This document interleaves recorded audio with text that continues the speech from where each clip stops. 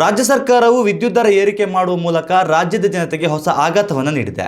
ಪ್ರತಿ ಯೂನಿಟ್ಗೆ 56 ಪೈಸೆ ಏರಿಕೆ ಮಾಡಲಾಗಿದ್ದು, ನೂತನ ದರವು ಮೇ ತಿಂಗಳಿನಿಂದ ಅನ್ವಯಗೊಳ್ಳಲಿದೆ ಎಂದು ಕೆಇಆರ್ಸಿ ಆದೇಶವನ್ನು ಹೊರಡಿಸಿದೆ.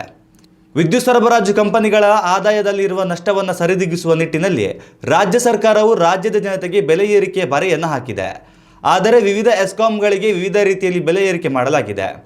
ಮೆಸ್ಕಾಂ ವ್ಯಾಪ್ತಿಯಲ್ಲಿ ಯೂನಿಟ್ಗೆ 9 ಪೈಸೆ, ಹೆಸ್ಕಾಂ ಜೆಸ್ಕಾಂ ವ್ಯಾಪ್ತಿಯಲ್ಲಿ ಯೂನಿಟ್ಗೆ ತಲಾ 10 ಪೈಸೆ ಪ್ರಕಾರ ಗ್ರಾಹಕರಿಗೆ ಹಿಂತಿರುಗಿಸುವಂತೆ ಆದೇಶವನ್ನು ನೀಡಿದೆ. ಬೆಸ್ಕಾಂ ದರ ಪ್ರತಿ ಯೂನಿಟ್ಗೆ 56 ಪೈಸೆ ಏರಿಕೆಯಾಗಿದೆ.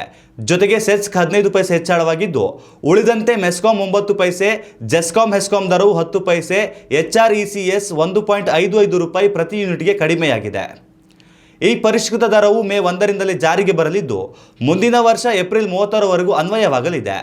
ಆಯಾ ಎಸ್ಕಾಂಗಳ ಸಾಲ ನಿರ್ವಹಣಾ ಪ್ರಮಾಣ ಆಧರಿಸಿ ದರ ಏರಿಕೆ ಮಾಡಲಾಗಿದೆ. ಸದ್ಯ ಗೃಹ ಬಳಕೆ 145 ಕಿಲೋವ್ಯಾಟ್ಗೆ 5.80 ರೂಪಾಯಿ, ವಾಣಿಜ್ಯ ಬಳಕೆಗೆ 7.15 ದರ ಇತ್ತು.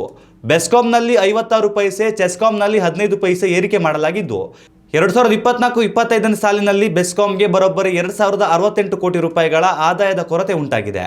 ಈ ನಷ್ಟವನ್ನು ಗ್ರಾಹಕರಿಂದಲೇ ವಸೂಲಿ ಮಾಡಲು ಬೆಸ್ಕಾಂ ನಿರ್ಧರಿಸಿದೆ. ಈ ನಷ್ಟವನ್ನು ಒಮ್ಮೆಲೆ ಗ್ರಾಹಕರ ಮೇಲೆ ವಿಧಿಸದೆ 2026-27ನೇ ಆರ್ಥಿಕ ವರ್ಷದಲ್ಲಿ ವಸೂಲಿ ಮಾಡಲು ಆದೇಶಿಸಲಾಗಿದೆ.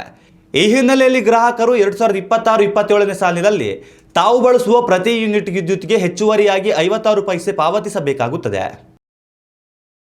ಉತ್ತಮ ಸಂಸ್ಕಾರಯುತ ಶಿಕ್ಷಣದೊಂದಿಗೆ VSS English medium CBSE school Udupi Muddur.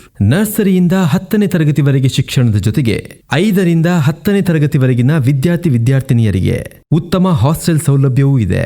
ನಿಮ್ಮ ಮಕ್ಕಳ ಪ್ರವೇಶಾತಿಗಾಗಿ ಈ ಸಂಖ್ಯೆಗೆ ಕರೆ ಮಾಡಿ.